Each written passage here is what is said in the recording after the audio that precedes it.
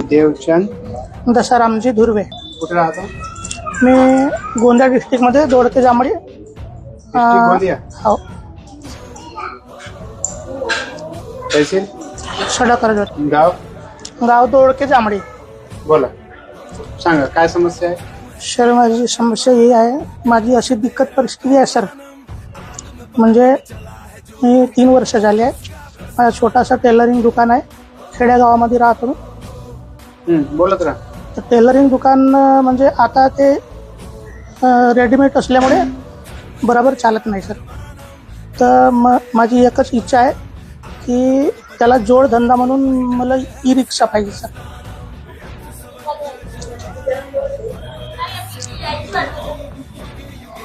आणि ई रिक्षासाठी मी आता 2 वर्ष झाले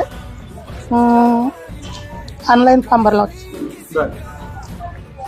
भरून झाला आहे सर फॉर्म, पण त्याची काही भेटून नाही राहिले.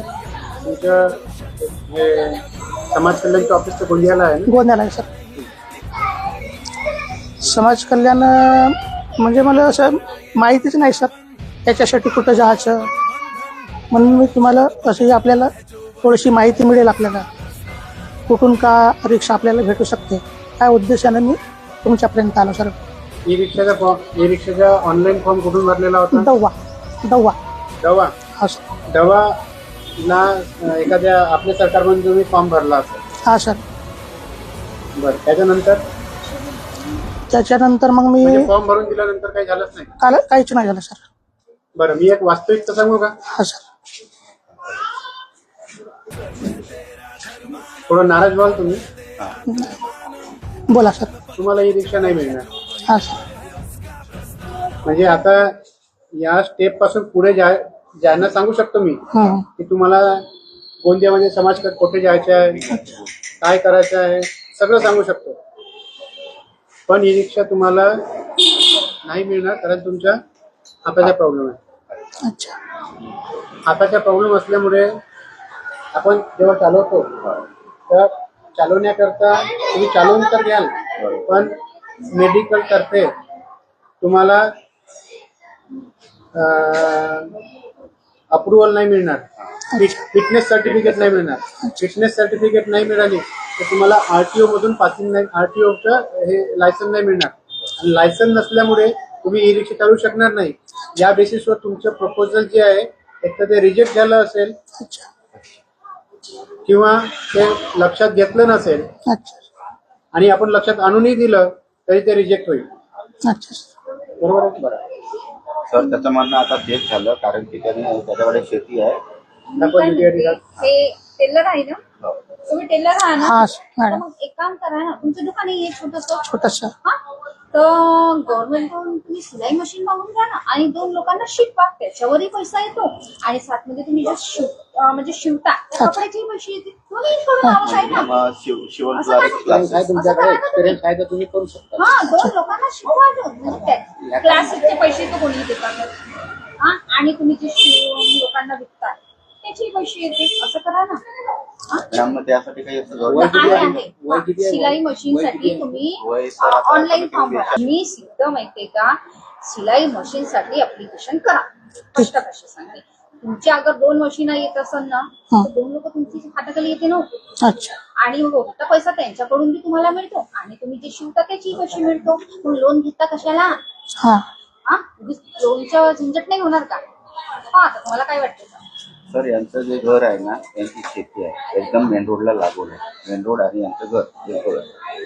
तर काही दिवस यांचं म्हणजे कोंबड्यांचं बी कुक्कुटपालन पण केलं जाते. आता सर यांचं असं झालं का शेतीसाठी म्हणा की काही अजून काही प्रॉब्लेम होते, त्यासाठी क्रॉप लोन काढलं आणि प्रायव्हेटमधून पण काढलं. मग कसं मॅम, खेड्यामध्ये साधारणतः काही व्यवस्थित चालत नाही. आता सर त्यांची किस्ती आहे, कमीत कमी आता प्रायव्हेट बँकेचे 17-18 हजार रुपयाची बॅलन्स आहे.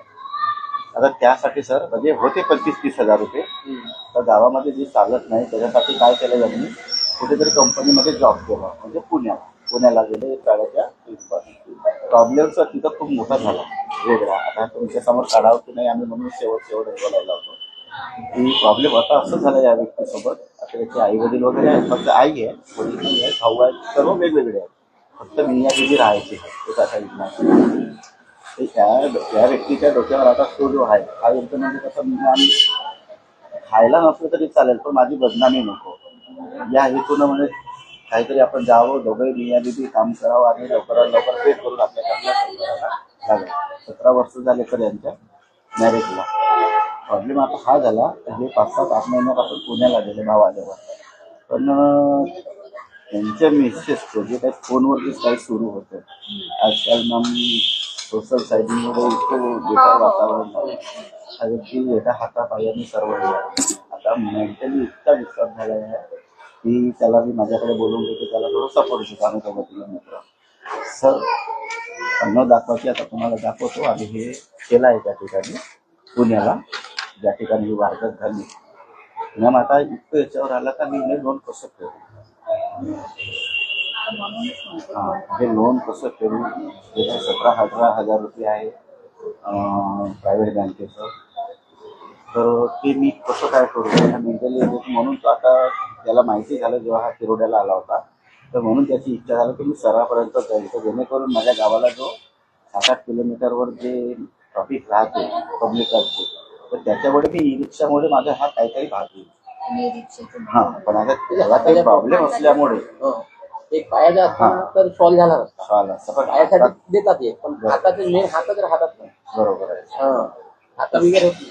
मॅम आता 1 ते 2 महिने झाले या गोष्टीला या पेपरला तर याचा रिस्पॉन्स आम्हाला काही मिळून नाही राहिलं आणि विचार पण हा केला होता यांनी त्यांनी सोशल साईडला जायचं यावं फेसबुक झालं यूट्यूब वगैरे झालं पण ही एका यार आम्ही त्या ठिकाणी गेल्यामुळे आम्हाला हाही वाटून राहिलं का आपण हा जर कारभार केला तर काही प्रॉब्लेम तर नाही होईल नाही का सल्ला घेणं एकटे जरुरी असतात ना हा एकटे असतात आणि नाही पोलीस डिपार्टमेंटचे नाही का पण जर त्यांना न सांगता असं काही केलं तर हे उचित आहे का नाही त्यांचं माइंड असं झालं आहे का हे सोशल साईडला आपण जाऊ इंस्टाग्रामवर यांचा सुरू होतं विश्वासानं व्यक्तीनं काढलं आता हा प्रॉब्लेम असा झाला तर व्यक्ती मिसेस 2 महिन्यापासून यांच्याकडे नाही ही कॉन्टॅक्ट करू तिथे थकली आहे पुण्याला पण तिथून काही रिस्पॉन्स नाही म्हणजे CBR टाकलं असं म्हणत आहे आता 1-2दा यांनी तिने मोबाईल सुरू पण केला होता पण त्यांच्याकडून काहीच रिस्पॉन्स नाही मिळून राहिला सर तर यासाठी आता मार्ग काय करावा कमिशनर साहेबांशी बोलू आपण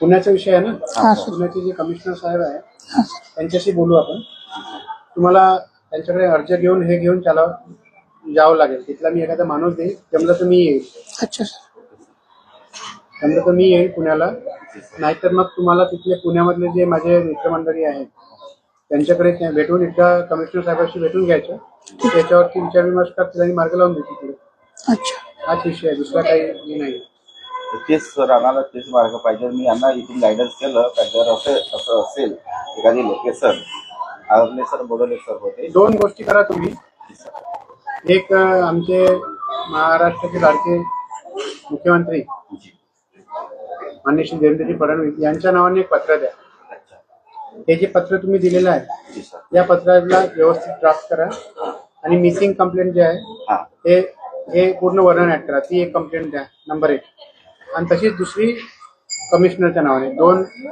एकच कंप्लेंट द्या प्रतिलिपी म्हणून प्रतिलिपी पोलीस कमिशनरच्या नावाने पत्र लिहा आणि प्रतिलिपी जे आहे देवेंद्र भाऊला करा आणि ते पत्र मला आणून द्या आपण इथून ते पत्र त्यांना पोस्टाने पाठवू आणि मुख्यमंत्री कार्यालयातून ते पत्र त्यांना द्यायचं त्याच्यावरती आपण कारवाई करू आणि मग सर ते कमिशनरचं एकच लिहा ना कमिशनरचे पत्र मला आणून द्या ते पत्र त्यांना आपण पोस्टाने पाठवू आणि इथे साहेबांकडे देऊन साहेबांच्या थ्रू रिमार्क लागून ते त्यांच्याकडे जाते हे आपण असं डायरेक्ट टॉप लेवलची त्यामध्ये असं करू शकतो सर बाय हँड लिहायसाठी काही टाईप नाही थोडं व्यवस्थित लिहा बाय हँड नको लिहू नाही ना जसं हे आहे तसं थोडं व्यवस्थित टायपिस्ट कडून प्रॉपर करा त्याला मांडा व्यवस्थित विषय बरोबर आणि ते द्या करून आपण त्याच्या मार्गाने लावून ते तर याचं व्यवसायाचं आता थोडंसं बघून द्या ना काय अजून करू शकतो काही म्हणजे याच्यामध्ये काही त्याच्या शेतामध्ये काही असं स्कीम आपण करू शकतो का शिलाई सोबतच म्हणजे कुक्कुटपालन विचार केले तर माणूस इतकं डिस्टर्ब होते आणि तो लक्ष नाही होत एखादा राहिला ना तर आपण त्याच्याकडे चांगला विचार करू शकतो पहिले वाढवायचा आणि आपण 2-3 करून त्याच्यामध्ये काहीच होणार नाही म्हणून आणि एक तर पहिले ते थोडीशी तर त्या कारणामुळे ना सध्या म्हणजे आपलं मला वाटतं जो मेन विषय आहे तो पहिले सॉल्व्ह करायला पाहिजे. हा बाकीचे जे विषय आहे एकदा हा सॉल्व्ह झाला की मग डोकं शांत झालं की मग व्यवसाय मान्य करू शकतात ते. लागू शकते. या विषयावरती प्रायोरिटी घ्या आणि एक एक विषय घ्या. या विषयाला हाताळू पहिले हा सर पत्र बनवून द्या कमिशनर साहेबाकडे. त्याला नागपूरलाच असाल तर आज जर पत्र बनवाल तर उद्या साहेबांना भेटून देतो मी. मुख्यमंत्री कार्यालयामध्ये जे साहेबांची ओळखी आहे त्यांना भेटून देतो. त्यांच्या ते तुम्हाला बोलेल ड्राफ्टिंग करून ते पुण्याला पाठवून देईल. हा सर तर जर तुम्ही आज बनवत असाल तर वेल अँड गुड. सकाळपर्यंत बनला पत्र तर मग एकदम तुमचं काम उद्या मार्गी लावून देतो. आणि मग आज उद्या नसेल बनत समजा तर मग पुढच्या सोमवारी ते मार्गी लावू आपण. प्रत्येक सोमवारी तिथे आपल्याला जाता येईल.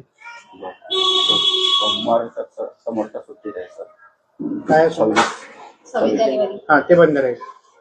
ते बंद राहील तर मग अदामधामध्ये तुम्ही एकदा संपर्क करून घ्यायचे मला. नाही तर मग ऑनलाईन माझे जे चालते त्यात जोडून घ्यायचं. मग मी वेळ सांगून देईन की कधी साहेबाकडे जायचं आहे. ठीक आहे. ठीक इथं आपण जे पहिले हे काम करू. हा ठीक सर. बाकी हे सगळं राहू द्या. हे महत्वाचं आहे. ठीक आहे.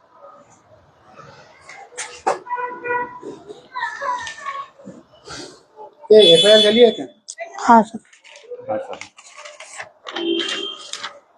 पुण्याला झाली आहे. आम्ही इकडे चौकशी केली पण म्हणजे ते धारा कोणत्या लावल्या तर मिसिंग आहे सर. नाही पण हे तर हे झाली ना. FIR ची कॉपी कुठे आहे? सर त्यांनी ऑनलाईनच पाठवली आहे. ऑनलाईनच पाठवलं सर त्यांनी. व्हॉट्सअपवरच पाठवली. म्हणजे त्यांचा जो शाळा आहे तिथं राहतो ते गेले होते घ्यायला. त्याने मग इकडे पाठवलं.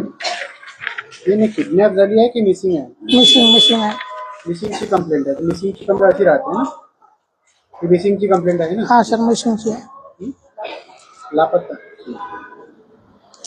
सर तिच्याजवळ एक रेडमी मोबाईल आहे.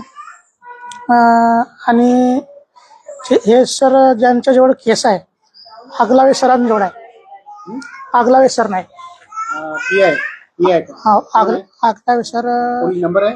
त्यांचा नंबर आहे ना सर. बघा आगलावे सर त्यांच्याकडे ही केस आहे सर. कोण आहे ते? PI आहे की PSI आहे? ते मला माहित नाही. पूर्ण नाव काय ऐकलं यांचं? फौजदार बघ बरं. अकरावीचं गणेश आगलावे गणेश